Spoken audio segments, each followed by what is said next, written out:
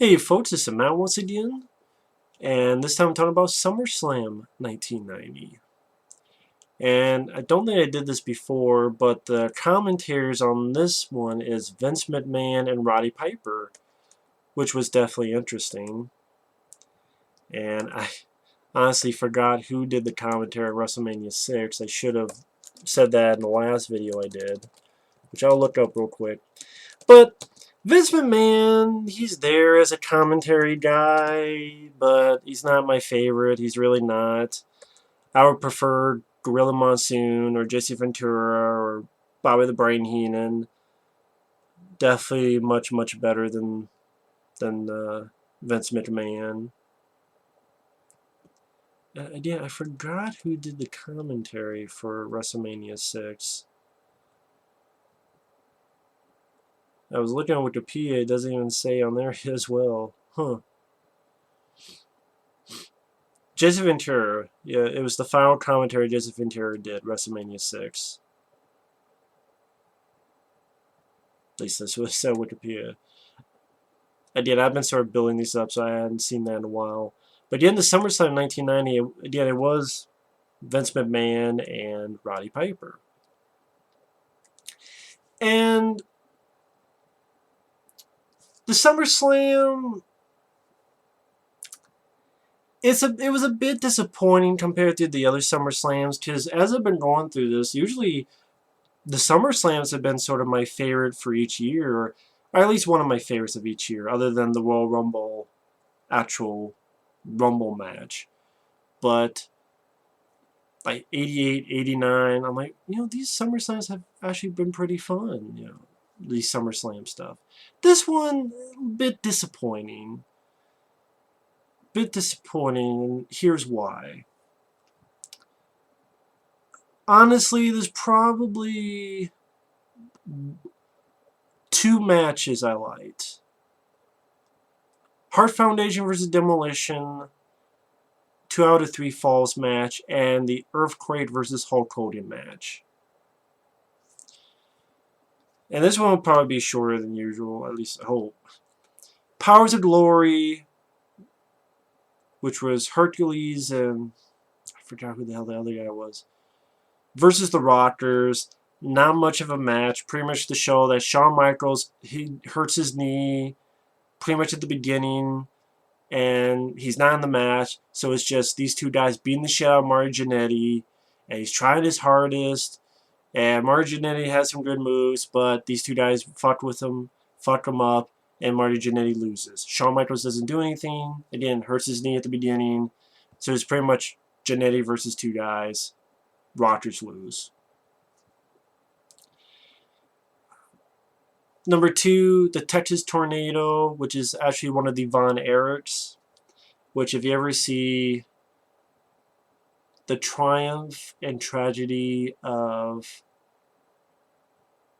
I think, WCCW. I could be wrong on the letters, but I know it's called the Triumph and Tragedy. It's a really sad thing because the Von Erichs, they were a family of like a father and like 6 brothers, and I think 5 of them are dead, and like 3 or 4 of them is from suicide. I know one died when he was like 5, 6 years old, and one is still alive. And I think one died that might have been from drugs, or some people say it's drugs, some say it was just his heart. There's speculation. And yeah, 3 of them died from suicide, including the Texas Tornado. And in fact, I think by this time he had some motorcycle accident, and something went wrong, or something about the surgery, or he tried to walk when he really wasn't supposed to, so they had to amputate his foot. So when you see the Texas Tornado out there, one of his feet is actually a fake foot, which is pretty crazy. I'm like, really? Wow. And then him and two, out of the 6 brothers, only one of them is alive. Again, that DVD, The Triumph and Tragedy of, I want to say, World Class Championship Wrestling. I could be wrong, though. Really sad. Really sad. He had one died when he was a kid, one died from either drugs or whatever, and 3 from suicide, and there's one left. One guy left. That's sad. But anyway, sorry. Get off the depressing part. Texas Tornado versus Mr. Perfect. I believe this is supposed to be Brutus Beefcake versus Mr. Perfect, but Beefcake had the boating, parasailing, an accident that fucked up his face, so he couldn't be there, so they put in the Texas Tornado. And there's not much to it, unfortunately. Pretty much, Mr. Perfect is just Texas Tornado throws Mr. Perfect against the post, crushing his skull. The claw, which makes me think of Liar Liar. The discus punch, which pretty much he twirls around like a tornado, twirls around and gives a big sucker punch, and the guy flips over. And that's sort of his finishing move, sort of a twirling discus knockout punch. And it was pretty much a short match. It interested me because to see the Texas Tornado, guy was no longer with us. But it just not, other than that punch and doing this, not much moves. I don't remember any body slams or suplexes or atomic drops or anything. It was just seemed pretty short, not much to it, other than, oh cool, I remember the Texas Tornado when I was a kid. But other than that, not much to it. Queen Sensational Sherry defeats Sapphire by forfeit because Sapphire, Dusty Rhodes' manager, never showed up, which leads to a story later on at the night. Warlord versus Tio Santana. Pretty much like WrestleMania 6, where Barbarian was there versus Tio Santana so that Tio can get beat and Barbarian can try to go up. Same thing here. The other guy, Warlord, Power versus Tito's drop kits. Warlord does a running power slam and Warlord wins. Again, to try to build him up as a villain. Hearts versus Demolition. To me, this is one of the only truly good matches of the pay-per-view. It was 2 out of the 3 falls. It was fast. It was exciting. At this point, Demolition had 3 people, including Crush, which later on, a few years, he would be a good guy and do that thing with the head and try to crush their head. Had a cool theme song. And would fight Doink the Clown in one of the WrestleManias later on. But at this point, he was one bad guy, one of the Demolition. At times, they would try to switch someone in and out. And Demolition won one, Hart Foundation won one, and then Demolition were trying to cheat, and the Legion of Doom came out and dragged the guy that was underneath the ring to show the ref what's going on. And Hart Foundation won the match, and that led to the rivalry between LOD and Demolition. And cool to see Legion of Doom. Really enjoy that. I need to pick up that DVD of Legion of Doom. I don't have it. I know there's a... Yeah, I think there is a DVD of Legion of Doom. I need to pick that up sometime. But yeah, I really fast-paced match. Jake the Snake Roberts versus Bad News Brown. I know Bad News Brown has passed away, but he did nothing for me as a wrestler or as a bad guy. He's just a guy that would never lose. And any time it would be a countout or a disqualification. Same thing here. And that apparently if whoever wins will use their pet. So Jake has some snakes, of course. And I guess Bad News Brown has some sewer rats. I swear, before the match we see something in a cage. It looked like a fucking possum or an anteater or something. It looked like a possum or something. I don't know. Not a sewer rat, but whatever the hell it was. The cool thing was, Big Boss Man, who I liked, who was a good guy by this point, was the ref. But the match, there was nothing much. It was really quick. Not much of an offense by Jake the Snake Roberts. Jake the Snake Roberts didn't really get to do anything. Didn't really get to have any offense at all. Just really quick disqualification. I'm like, then what was the fucking point of this match? Or just, hell, just give another guy who's willing to lay down for Jake the Snake so he can get a win. I mean, what was the point of this? Nothing. See, then Brother Love interviews Sergeant Slaughter, which by this point he's a traitor, he's a bad guy, which will lead to the next WrestleMania. Orient Express versus Hacksaw Jim Duggan and Volkov. Hacksaw Jim Duggan wins. Not much of a match to talk about. Macho Man Randy Savage versus Dusty Rhodes. This match was only 2-3 minutes at most because before the match, Dusty Rhodes' manager, Sapphire, Dusty finds out, actually has gone to the $1 Million Man. $1 Million Man bought her off. And she has a mink coat. And she left Dusty Rhodes. So Dusty Rhodes was thinking about that. And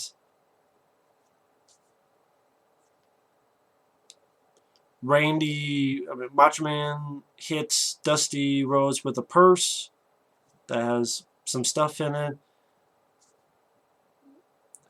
Dusty Rhodes loses, then tries to run off to get Sapphire. The limo hit her and $1 Million Man drives away. And by the time you get to, I think the next thing was Survivor Series, and Dusty Rhodes loses again. So really I think that's the last time Sapphire was anywhere. So the feud really led to nowhere.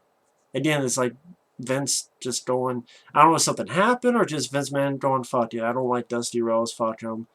Haha, you're wearing polka dots and here's a... I mean, nothing really came about between his feud with him and Macho Man because Macho Man won in like 2-3 minutes. Dusty Rhodes never got his revenge from that.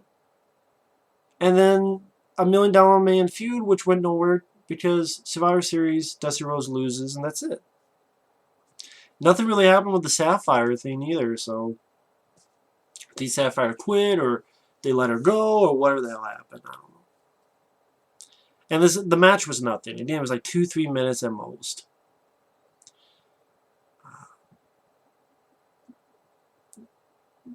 One of the only good matches, honestly, was Earthquake versus Hulk Hogan. Maybe because I remember this from when I was a kid. They don't show it, but I remember the little tribute that on the Brother Love show, Earthquake jumped on Hogan a bunch of times and he was hurt and carried out on a stretcher. And then his buddy Tugboat, who would later be Typhoon, said, oh, we gotta help the Hulkster write letters and make sure, wish him well. And this was Hogan's return.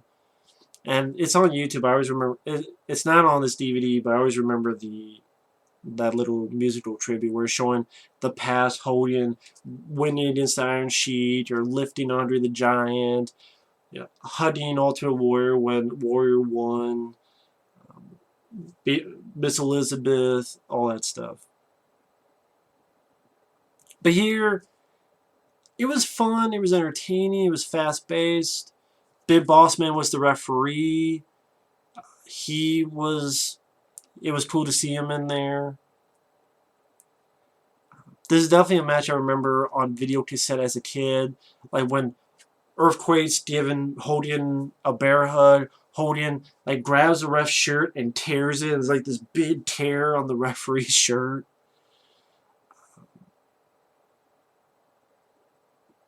Hogan slamming Earthquake on a table on the outside.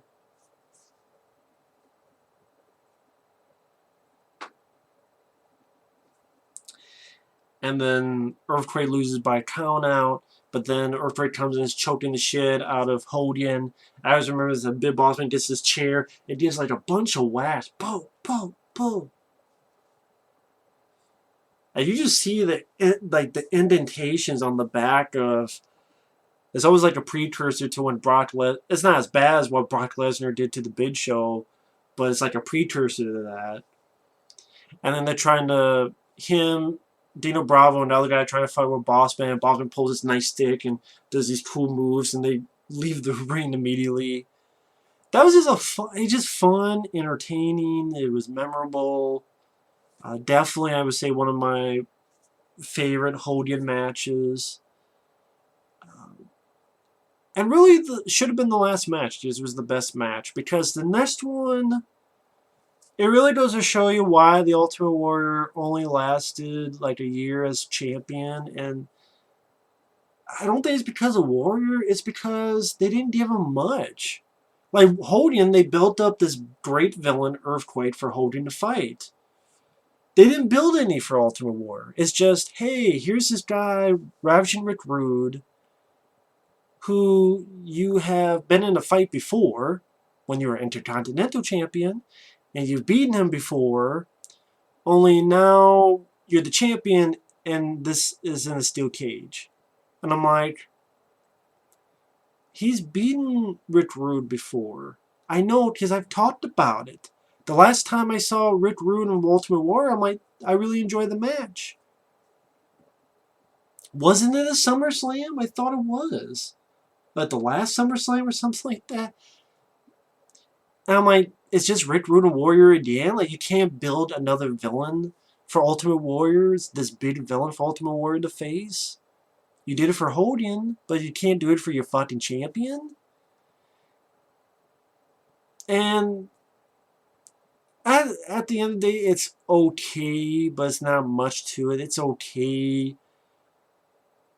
Ultimate Warrior gives a single axe handle, throwing Rick Rude against the cage, able to get out of the Rick Rude's Rude Awakening, which is his finishing move. But then you got clotheslines. He gets the Rude Awakening, but then he punches Rude when Rude tries to jump. There's a clotheslines and the bench press sort of slam. Able to escape the cage, win, keep his title. It was okay, but I would have to say the Earthquake Hogan one just seemed like there was more. Seemed like it was faster paced. There was just more to it. And also just, we've seen Rick Rude versus Ultimate Warrior multiple times. Why can't we have a new villain for this guy? I mean, that's just my thoughts on it. So, other than Hart Foundation versus Demolition and Hogan versus Earthquake, the Ultimate one was okay, but this is your championship match and should have been a lot better. Or at least like a different villain. At least. And they didn't really give Ultimate Warrior many people to fight, if you think about it, during his year. I mean, after Hogan, I don't know, maybe he fought The Undertaker a few times on house shows or such. I don't know who else he fought. Ravishing Rick Rude, which again he already did when he was Intercontinental Champion. I don't know. They should have been building people for Ultimate Warrior to fight as a champion, but they really didn't. Because I don't remember any. Because, yeah, Survivor Series, and then by Royal Rumble, he loses to Sergeant Slaughter, so that you get to WrestleMania 7 as Hogan versus Slaughter for the championship. So, it's like, why did you give him the belt, but then you gave him no one to play with? But yet, you're still building. Sergeant Slaughter, we don't really. It's not really for you, Warrior. We don't do that for Hogan. And Earthquake, we build this guy up for Hogan. It's like, but you're not doing anything for your champion. You can blame Warrior all you want, but if he has nothing to work with, what is he supposed to do? That's just my question. What is he supposed to do? But that's just my opinion on it. Either way, kind of a letdown of SummerSlam, but again, the Hogan versus Earthquake was a lot of fun. And it was nice to see Big Boss Man in there. But thanks for watching. Take care, and stay tuned for another video. Later.